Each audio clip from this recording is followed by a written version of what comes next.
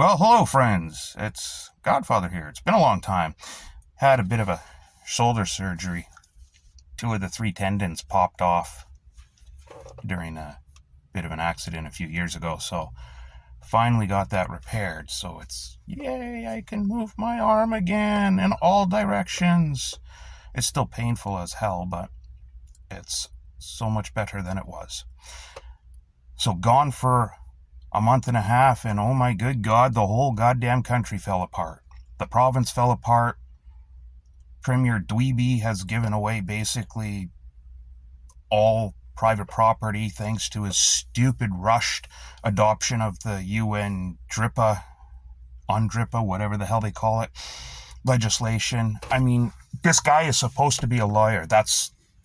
He's never worked a real job in his life, but he is supposedly in possession of a legal diploma. He apparently did pass the bar at some point, and yet he doesn't understand basic tort law. I'm not a lawyerologist. I'm an engineer, as I've said many times, but even I know and I understand that there are certain words that have a lot of weight behind them. Words like must, should, Lizzo, any of these words have a ton of weight behind them. And when you say things like what Dweeby said when he wrote the legislation to adopt this stupid DRIPA crap, in Kurtzgazak, he basically said that going forward, all legislation, all laws in British Columbia must, I'm paraphrasing the rest of it, but this is a direct quote from the legislation itself, must be considered from the point of view of this UNDRIP crap.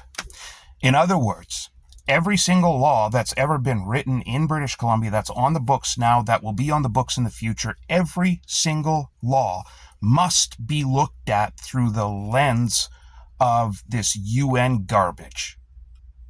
This crap DRIPA was drafted by a bunch of unelected bureaucrat stuffed shirt morons that couldn't even point to Canada on the map, despite it being the second largest landmass by area, the second largest country by land area in the world. And yet these assholes decided, hey, we're going to dictate what Canadians are going to do as far as reconciliation with the so-called First Nations. It's all complete bullshit. And so now here we are, 3 years later, after the NDP rushed through this retarded legislation, all patting themselves on the dick. Hey, we were first in the world to fully implement this UNDRIP crap from the UN. Everybody, we're so good, we're so virtuous, look at us, we're so great. They were in such a hurry to be first out of the gate that they didn't stop to think that, hey, what are the future implications of what we're doing here? How are we going to fuck over the upcoming generation as well as this generation? Well, we're seeing that all come to pass now. It's starting to bear fruit. So you have a group of savages from the island, this Cowichan tribe, who has now laid claim to hundreds and hundreds of hectares in Richmond, British Columbia. And on this property, in addition to, of course, businesses, light industry and commercial, there are also dozens and dozens of private ownership too. You know, people have been there for generations, have owned that land, have developed that land, and they don't deserve this. Now, the government had been negotiating with this Cowichan tribe, again, from Vancouver Island, not the Lower Mainland. They've been negotiating in bad faith, from the public's point of view, for years, behind everyone's back. They didn't say a goddamn thing about what they were doing. The judge appointed to hear this case is a card-carrying, registered squaw. She's a First Nations member. So big surprise when her judgment came down and she said, oh, no. The savages own the land. A tough fucking squeak for you guys that, you know, have paid taxes for decades or generations, have developed the land, have spent tens or hundreds of millions of land development, building development have created an economic boom in the area by attracting businesses and companies to come and set up here. Businesses like Canadian Tire has a holding warehouse there, Wayfair. There's a lot of big businesses there. IKEA is another one. There were the Montrose Properties is the biggest corporation caught up in this area that had no idea this was going on behind their backs. Again, along with all the 150 private property owners that have their houses there, their properties there. None of these people knew what was going on, and the government went and did this all behind their back. Now, they say, they being the government, provincial and federal, say that they petitioned to the judge early on that notice should go out to all those in the catchment area that are going to be affected by this decision. But the judge said, nah, I agree with the Chug lawyers. Because the Chug lawyers came up and said, oh no, if we do that, then everybody's going to want to come in, and then there are, everybody want to have a lawyer and to take for fucking effort. We'll never get this fucking settled. Just give us the fucking land. That's a fucking whitey that has nothing to do with them. We don't want their fucking land yet. So the judge is like, yeah, I agree with them. If we give notice to everybody who's actually affected by this decision that will ultimately come, if we do that, then every one of those private property homeowners, all the businesses, they're either going to lawyer up individually, they're going to band together and file as a group, as a class of whatever they call it. Like I said, I'm not a lawyerologist.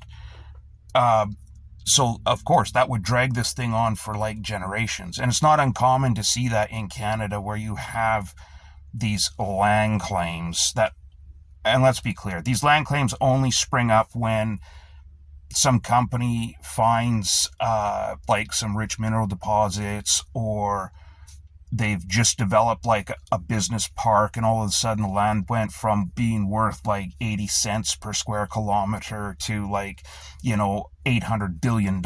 Then all of a sudden all the fucking savages come out of the woodwork. Hey, that's our land there.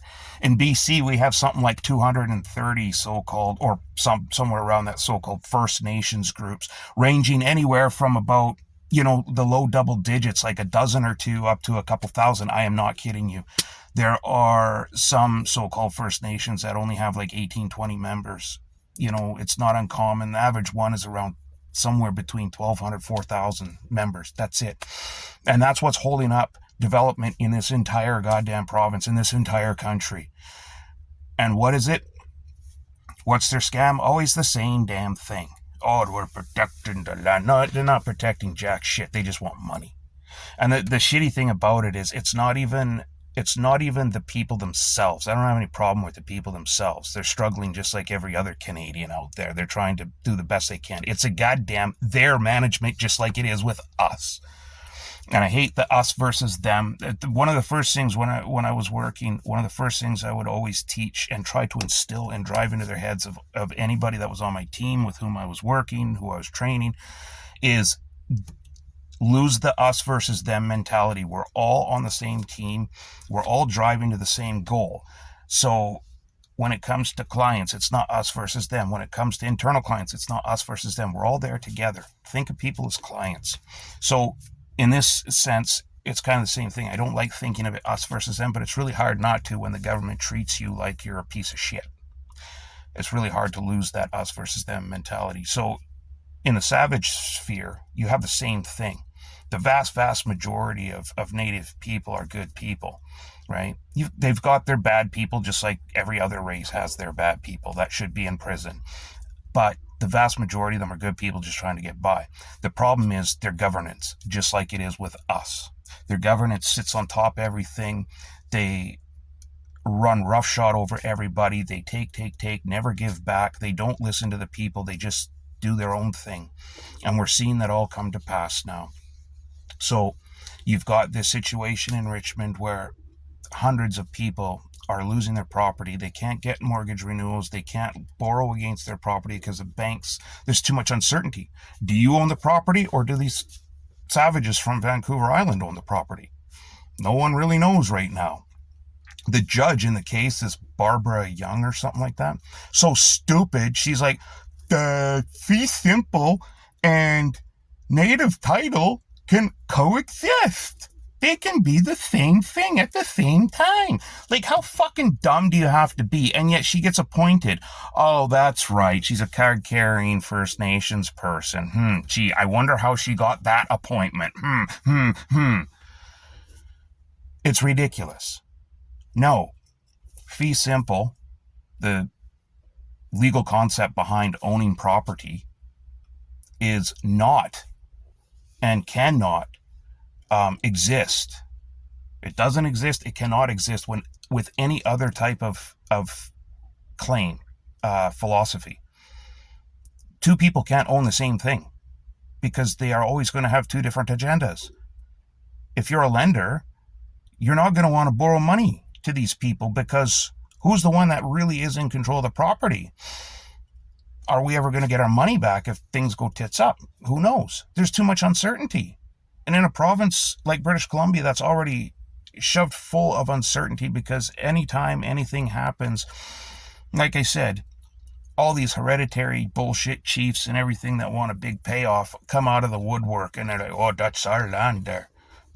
230 nations have claim over something like 120% of the area of British Columbia. Yeah, they really know what they're doing. The majority of their claims are like in the, hundreds or thousands of square kilometers. And when it's all boiled out, said and done, when they do their investigation, most of the time, on average, their claims come out to be less than 1% of what they're claiming to maybe about 3%, 5% at max. And why do we entertain this garbage? All it does is cost us in the end. It's so fucking ridiculous. And now it's real. Dweeby come out and said, oh, we're going to set up $150 million backstop fund for all the people that are affected in this Richmond deal. Buddy, that's taxpayer money. That's not your money to spend to cover your ass because you fucked up royally by writing must. Just repeal this goddamn drip of crap. Get it the fuck out. It doesn't belong here. There's no way any unelected body or otherwise some foreign shit body with a malicious agenda should be dictating how we run our lives in British Columbia, in Canada. There's no way some garbage like this should be how we interpret our laws.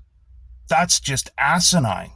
Get rid of this drip of garbage and then put in institute legislation that's bulletproof that says never again in this province will any fucking government ever adopt any fucking modicum of garbage from something like the UN or the WEF or the World Health. Nothing. Never again will any of their garbage recommendations or whatever it is ever find its way into our legislation. It will never, ever again find its way into our laws. That's how you solve this problem. You don't throw $150 million of taxpayer money at a problem that you created to try and make it go away, you sack of shit. Get rid of DRIPA, introduce legislation that guarantees that's bulletproof and ironclad. Work on it. Don't fucking just throw something together like you did with the stupid DRIPA adoption. Work on it, make it bulletproof, and pass it so that no government in the future can ever do this again. Ever. And fucking grow a goddamn spine for once and stop capitulating to all this shit. There are millions and millions of people in this province. There are a few thousand savages. And yet, those few thousand have a few hundred that hold everything up for everyone else. It's disgusting and it has to stop. Anyway, that's it for now. I'm sure I'm going to be catching up a lot in the coming weeks, even though it is Christmas, so there'll probably be a bit of a slowdown again, but I don't know. this world has just gone to shit.